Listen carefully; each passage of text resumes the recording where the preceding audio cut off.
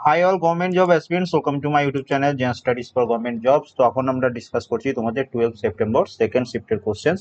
তো এর আগে আমি তোমাদের ফার্স্ট তোমাদের শিফটের কোশ্চেন করে দিয়েছি, তো এখন সেকেন্ড শিফটের কোশ্চেন করাচ্ছি। আমাদের মেইন টেলিগ্রাম চ্যানেল জবস কে একাডেমি, এখানে জয়েন করে নেবে।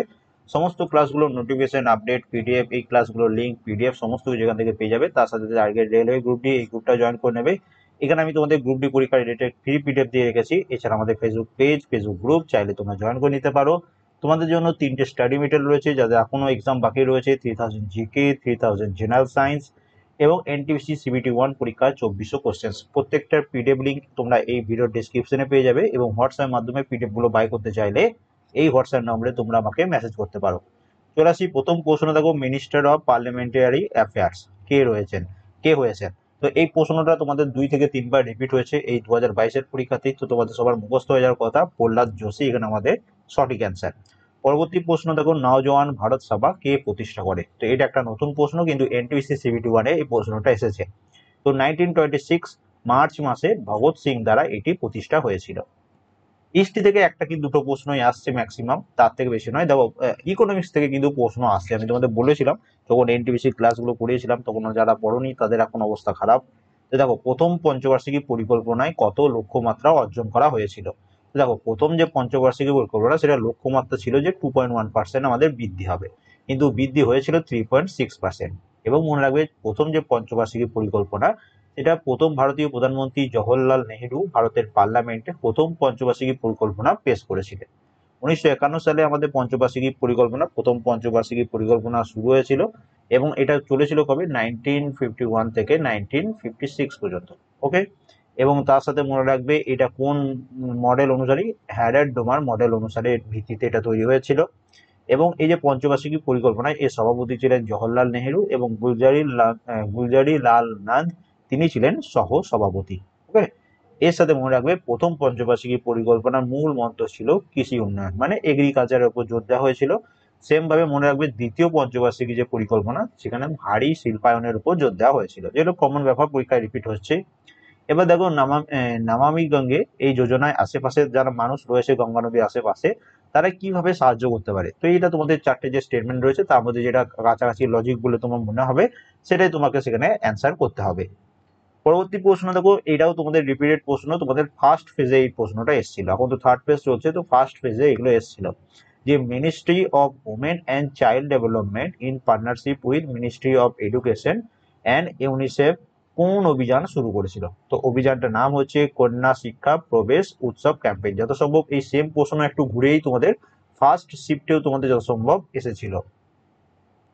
পরবর্তী প্রশ্ন, প্রিজম দ্বারা সাদা আলো কতগুলি উপাদানে বর্ণে বিচ্ছুরিত হয়। তো প্রিজমের দ্বারা সাদা আলো 7টি আলোতে, মানে 7টি বর্ণের আলোতে বিচ্ছুরিত হয়। 7টি আলো কি কি? তো সরি, 7টা আলো কি কি বলছি, যে 7টা আলো। এবং মনে রাখবে যে প্রিজমের মধ্যে দিয়ে যাওয়ার সময় বিভিন্ন বর্ণের রং আপতিত রশ্মির সঙ্গে বিভিন্ন কোণে বেঁকে যায়। লাল বর্ণের আলো সর্বাপেক্ষা কম বাঁকে, এবং অপরদিকে বেগুনি বর্ণের আলো সব থেকে বেশি বাঁকে। মনে করো এটা একটা প্রিজম, এখানে একটা সাদা আলো মনে করে এরকম ভাবে যাচ্ছে, তো সেটা সেটা এইদিকে যখন প্রিজমটা ভেতরে প্রবেশ করবে, বেরোবে, তখন সেটা 7টা আলোতে এরকম ভাবে ভেঙে যাবে। তার মধ্যে মানে একটা আলো সব থেকে বেশি বেঁকে যাবে, একটা সব থেকে কম বাঁকবে। যেটা সব থেকে কম বাঁকবে সেটা হচ্ছে লাল আলো, এবং সব থেকে বেশি যেটা বেঁকে যাবে সেটা হয়ে যাচ্ছে তোমার বেগুনি। তো এটা অলরেডি তোমাদের পরীক্ষায় এসছে, তো অবশ্যই মনে রাখবে, পরীক্ষায় কাজে লাগবে। নেক্সট চলে আসি পরবর্তী প্রশ্ন। উত্তল দর্পণে একটি বস্তু 20 সেন্টিমিটার দূরে রাখা রয়েছে, ফোকাস দূরত্ব 10 সেন্টিমিটার হলে প্রতিবিম্ব কোথায় সৃষ্টি হবে। তো এখানে কি অ্যান্সার হয়ে যাবে, ফর্মুলা যেটা ইউজ করবো, যে 1/f is equal two 1/v plus 1/u। এবার মনে রাখবে যে উত্তল দর্পণের ক্ষেত্রে এই যে তোমাদের বস্তুর দূরত্ব যেটা, সেটা নেগেটিভ হয়, তো -20 সেন্টিমিটার, এবং উত্তল দর্পণে ফোকাস লেন্থ পজিটিভ হয়, তো এটা +10 সেন্টিমিটার। এখানে মনে রাখবে ফর্মুলা কি, যদি 1/f ইজ ইকুয়াল টু যদি 1/v প্লাস 1/u হয়, তুমি এখান থেকে লিখতে পারো যে 1/f minus 1/u equal to 1/v। এইটাকে আমরা বাঁ দিকে নিয়ে চলে এলাম, তো সেম ভাবে এটা আমি এখানে লিখেছি যে 1/v is equal two 1/f minus 1/u। এবার ভ্যালু পুট করছি, দেখো 1/10 মাইনাস, এইখানে মাইনাস রয়েছে যেহেতু, এবং 1/-20, কারণ ইউটা হচ্ছে -20। তাহলে মাইনাসে এবার দেখো এই মাইনাসে প্লাস হয়ে যাবে, সেই জন্য এখানে একটা প্লাস লিখেছি। এবার যদি এখানে 20 লসগু হয়, 20 লসগু হলে 2 + 1, মানে হচ্ছে কি 3/20। তাহলে 1/v যদি 3/20 হয়, v আমরা লিখতে পারি 20/3 সেন্টিমিটার। তাহলে প্রতিবিম্ব কত দূরে সৃষ্টি হবে? 20/3 সেন্টিমিটার দূরত্বে। তারপরে দেখো ভেনুবন বিহার কোথায় অবস্থিত? ভেনুবন বিহার এটি কোথায় অবস্থিত? তো এটা হচ্ছে ত্রিপুরা রাজ্যে অবস্থিত। নেক্সট চলে আসি, দেখো সাধারণত কোনো মৌল বা যৌগের অক্সিজেনের সংযুক্তি বা কোনো যৌগ থেকে হাইড্রোজেনের বিযুক্তিকে কি বলা হয়? তো এই সেম প্যাটার্নের প্রশ্ন হুবহু তোমাদের ক্লাস এনসিইআরটি ক্লাস থেকে তুলে পরীক্ষায় দিচ্ছে, তো অবশ্যই পড়বে। এটাকে বলা হয় জারণ। দুদিন আগে দেখবে এটাই আমি তোমাদের করে দিয়েছিলাম। কোনো মৌল বা যৌগের হাইড্রোজেনের সংযুক্তি অথবা কোনো যৌগ থেকে অক্সিজেনের বিযুক্তিকে বলা হয় বিজারণ। তো জারণ বিজারণ ঘুরে ফিরে পরীক্ষায় আসছে, তো অবশ্যই মনে রাখবে। নেক্সট দেখো ICAR Indian institute of horticulture research headquarter কোথায়? এটা দেখবে তোমাদের আমি যে NTPC CBT 1 এর ক্লাসগুলো করেছি সেখানে প্রচুর পরিমাণ আমি এক্সট্রা ডিটেলস অ্যাড করে দিয়েছিলাম। তো সেই এক্সট্রা ডিটেলসগুলো পড়ে থাকলে এটা তুমি একদম কমন পেয়ে যাবে। অ্যান্সার কি হচ্ছে? ব্যাঙ্গালোর, কর্ণাটক। নেক্সট চলে আসি পরবর্তী প্রশ্ন, কোন মহিলা ক্রিকেটার 6বার ওয়ার্ল্ড কাপ খেলেছেন? তো এখানে অ্যান্সার হয়েছে মিতালি রাজ, এবং এই প্রশ্নটাও কিন্তু তোমাদের আজকে রিপিট হয়েছে, মানে আগে ফার্স্ট ফেজ বা সেকেন্ড ফেজে এসেছিল। ভারতের বৃহত্তম ব্যাঘ্র সংরক্ষণালয় বা টাইগার রিজার্ভার কোথায় রয়েছে? India's largest tiger reservoir. তো এটা হচ্ছে নাগার্জুন সাগর শ্রীশৈলম টাইগার রিজার্ভ। এটা হচ্ছে largest tiger reserve in India. এবং তারপরে দেখো ICTP রামানুজন প্রাইজ 2021 কে পেয়েছেন। দেখো টেলিগ্রামে দেখবে জুলাই থেকে শুরু করে, মানে 2021-এর জুলাই থেকে শুরু করে আমি তোমাদের মার্চ 2022 পর্যন্ত একটা অ্যাওয়ার্ডস এন্ড অনার্স এর PDF দিয়েছিলাম। ওকে, তো সেইটা একটু চোখ বুলিয়ে নেবে, টেলিগ্রামে দেওয়া আছে, সেখান থেকে এগুলো হুবহু তোমরা কমন পেয়ে যাবে। অ্যান্সার কি হচ্ছে? নীনা গুপ্তা। এবং দেখো এই যে রামানুজন পুরস্কার দেওয়া হয়, এটা তোমাদের ইয়ং তোমাদের যে ম্যাথমেটিশিয়ান যারা ভালো করেছে তাদেরকে দেওয়া হয়। ফ্যাটের ইমলফিকেশন কোথায় সংঘটিত হয়? এই প্রশ্নটা একটু আমার গড়বড় আছে। এটা অ্যাকচুয়ালি কি প্রশ্নটা কেমন ভাবে এসেছিল আমি সেটা ঠিক বুঝতে পারলাম না।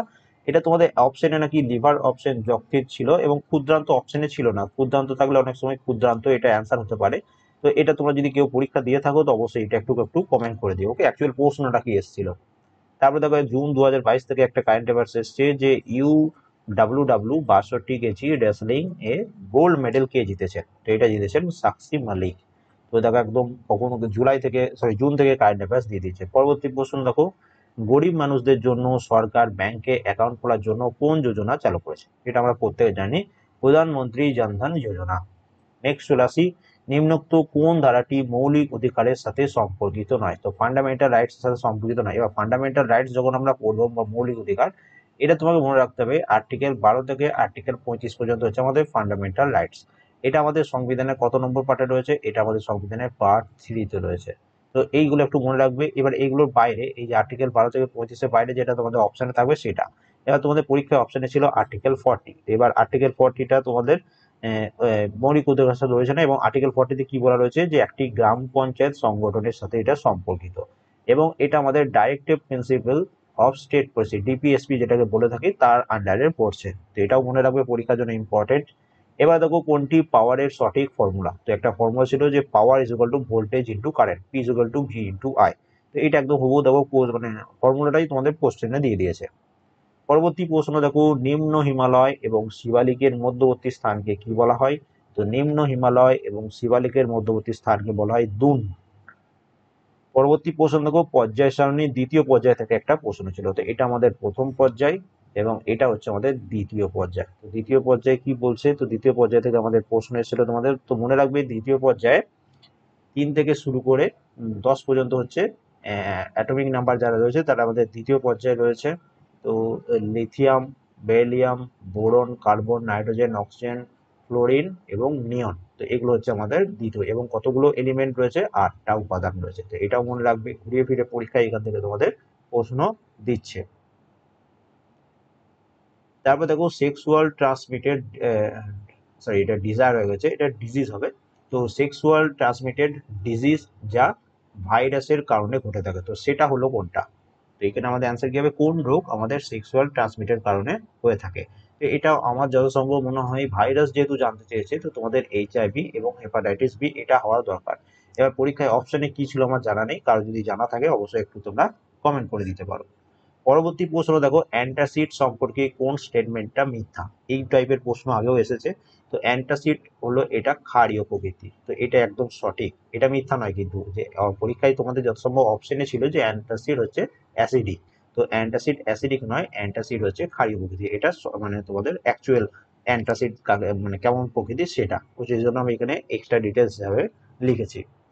পরবর্তী প্রশ্ন দেখো, এরকম একটা প্রশ্ন ছিল, বায়ুতে আলোর দ্রুতি বা স্পিড ভেলোসিটি দেওয়া ছিল, কোনো মাধ্যমে আলোর দ্রুতি দেওয়া ছিল, এবার প্রতিসরাঙ্ক জানতে চেয়েছে। তো এরকম প্রশ্ন যখন থাকে তখন আমাদের অ্যান্সার কি হয়ে যায়, আমাদের অ্যান্সার মনে রাখবে যে মাধ্যমটির প্রতিসরাঙ্ক বা রিফ্র্যাক্টিভ ইন্ডেক্স হয় বায়ুতে আলোর দ্রুতি ডিভাইডেড বাই মাধ্যমের আলোর দ্রুতি, দুটোই ভ্যালু দেওয়া থাকবে, তোমাকে জাস্ট ভাগ করে দিলেই তোমার অ্যান্সার চলে আসবে।